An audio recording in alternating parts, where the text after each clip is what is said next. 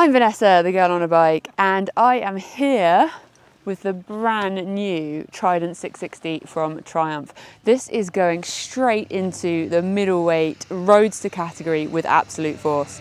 I'm here today to talk about the technical details of this bike and everything that you need to know about this new triple offering from Triumph.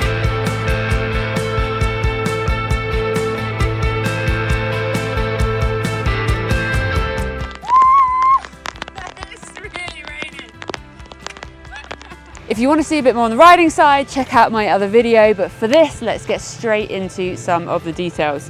So inside is a triple inline with overhead cam 660 engine from Triumph. Now, this is a new engine offering for them. It's quite similar in some ways to that in the Speed Triple, but it's also an engine that has been used over in Australia, so it is pretty tried and tested.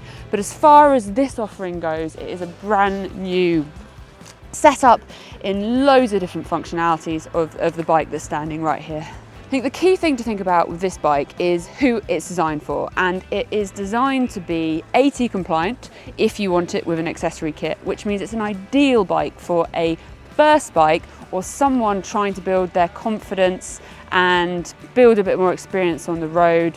The AT compliant is an optional extra that you can get fitted at the dealer, but as standard it comes as an 80 brake horsepower offering, which for a 189 kilogram motorcycle, and that is its wet weight, so that includes the fuel, the oil, that is quite a punchy little bike. At no point out riding have I felt like there was a bite in the throttle. It's a very forgiving but energized performance, all the power that you need to have a lot of fun, but it kind of keeps you feeling like you're safe and you're not going to suddenly get yourself in trouble with way more horses than you can handle.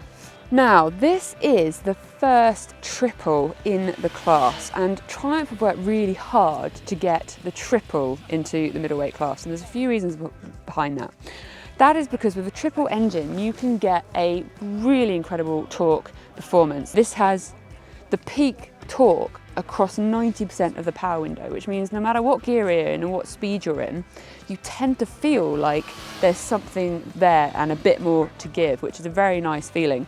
So in terms of being a triple, it does make it slightly on the heavier side compared to some of the class, but you get the advantages of that torque delivery. In terms of the looks, Triumph really have gone for integrating their heritage to the styles. Now, with all motorbikes, it's going to be down to your own perspective of what you like. I think they've done a fantastic job of making some really slick, smooth lines. They've got premium details of the branding, the sculptured knee inserts on the tank. Comes in 4 different colours, so you've got a bit of choice there, and there's lots of different extras. So for example, the wing mirrors, that's often one of the things people don't like. You can easily put end of bar mirrors. Detailing like the radiator ends, it's all coloured to match the style that you're going for. We have a 3-to-1 underslung exhaust pipe, which gives a really nice deep howl as you're riding along. And I actually think sometimes you find motorbikes kind of just kind of on at you as you're riding.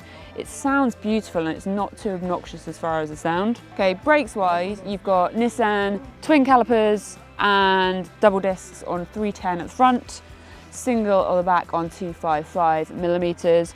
I found the brakes pretty firm, really solid, giving you confidence. I did a couple of pretty firm brakes when I wasn't necessarily paying attention, and at no point did I feel like I was underpowered, so it gives you that confidence to, you know, roll the throttle on knowing that you're going to stop. Triumph have gone for slightly more premium suspension in terms of the class. So we've got Showa upside down front forks. Now this is better than some of the offerings in the class. It does have the slight drawback in that you don't get the same adjustment capabilities, but I honestly think that the majority of riders and the sort of riding that this bike is for, most people aren't going to change the suspension setup anyway.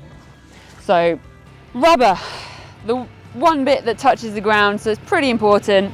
Triumph have gone for Michelin Road 5s, and these are, you know, very well known in the industry for being pretty good for wet and dry. And unfortunately, I've been able to test this bike in both wet and dry, so I'm a little bit damp.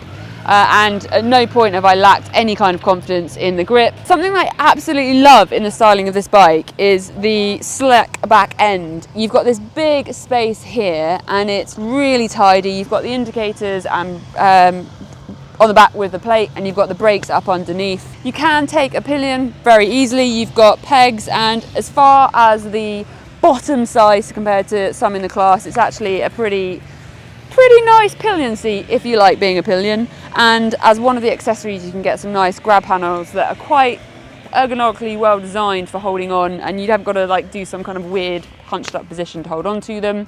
Up front we do have the Tft Display. This is actually the first bike that Triumph have put it on in this exact configuration, and I think it's a beautiful setup because it's really minimalistic, and at a glance you can see all the information that you want in a really uncluttered kind of way. Continuing with that kind of minimalistic style of the display, the whole handlebar setup is just clean and tidy, and it goes for simplistic controls. You can get the MyConnect Triumph system, which basically enables your bike to talk to your smartphone device for maps, music, calls, etc.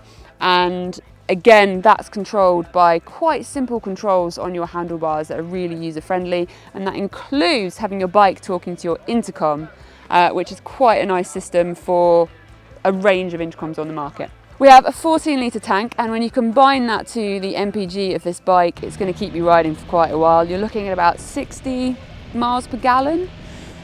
And if we also then combine the 60 miles per gallon running cost and the cost of ownership, it makes it quite an economical bike to run. It's apparently got the lowest service hours in the class, which means when you do take it in for a service at 10,000 miles, which is your first one, you are looking at a slightly lower bill than some of the rivals, which is a big positive. And you've also got a 2-year warranty, which can actually be extended, but 2 years unlimited mileage. So thinking about the cost of ownership, I'm pretty chuffed with that. Right, a first in class right here is the riding Moans. Because it's got a ride-by-wire throttle, Triumph have been able to put a road and rain mode, which again, unfortunately, I've been able to test today because we've had some buckets falling from the sky.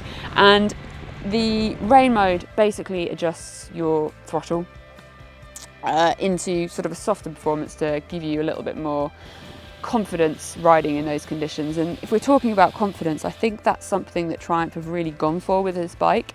It's got a very low seat height of 801 and a really slim standover height.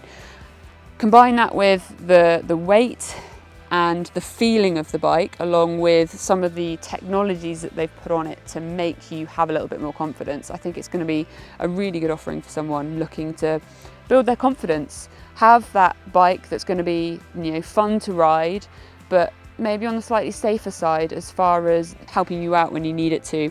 It has traction control and ABS. The ABS can't be turned off because of Euro 5 emissions, obviously, but the traction control you can turn off if you want to have a little bit more fun. Full LED lighting across the bike. You can get accessories such as the indicators that do the little which are proven to be more effective on the road. They look cool as well. Protection. Unfortunately, sometimes bikes get dropped, and it can be one of those things that we are quite nervous about as riders.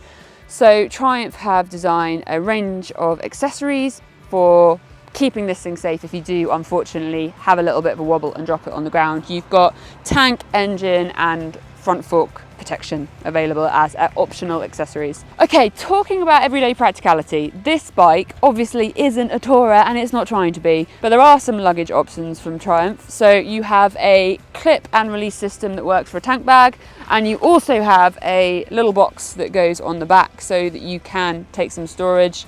You know, it's the classic that you can always use bungees and strap some of your own bags on, take a rucksack. It's not a tourer, so let's not pretend it needs to be. Pillions is also completely possible. You've got pegs and optional grab handles that you can put on. The total load weight that the Trident can take is 204 kilograms, so that's something to bear in mind when you're thinking about the rider and the pillion or luggage that you might strap on the back. I think if I was to describe this bike in 3 words, it would be confidence, inspiring, fun. and that is because it is a light, nimble package. It has all the throttle and power to have a bit of fun, but not too much to bite you and get in trouble. And I also think it just looks fantastic. I'm impressed. It's a thumbs up for me. I'm Vanessa, the girl on a bike. If you don't already subscribe, hit subscribe, tip the bell to get notifications, and do check out my other social channels. I'm over on Instagram, Facebook, and there's loads of stuff to entertain and read you on my website. Thanks so much for watching. Let me know your thoughts and comments down below. Is it a bike that you're considering? Do you have one? Are you ordering one? What do you think?